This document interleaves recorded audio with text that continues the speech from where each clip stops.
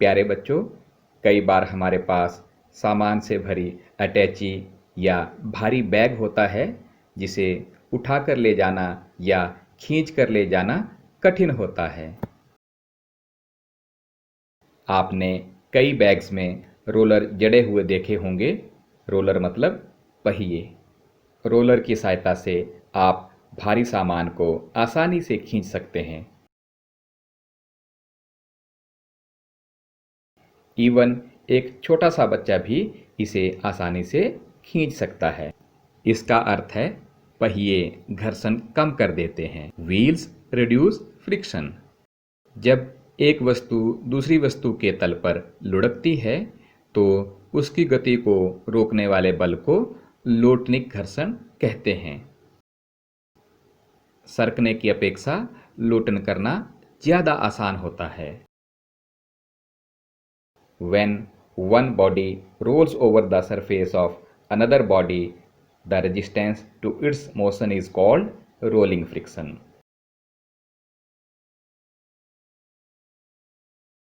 एक पुस्तक को हम धक्का देकर एक स्थान से दूसरे स्थान तक ले जा रहे हैं।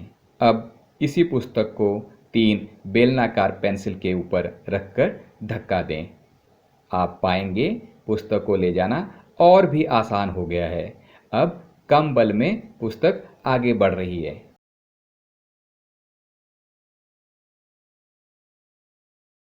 इसका अर्थ है लोटनिक घर्षण सर्पी घर्षण से कम होता है।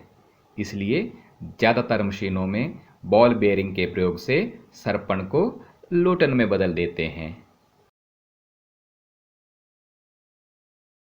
Since rolling friction is smaller than the sliding friction, sliding is replaced by rolling with the use of ball bearings.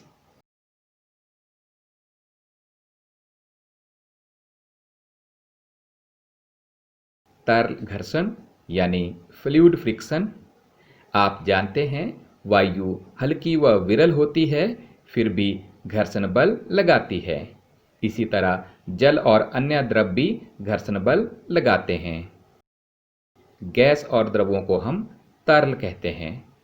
तरलों द्वारा लगाए गए घर्षण बल को कर्षण भी कहते हैं।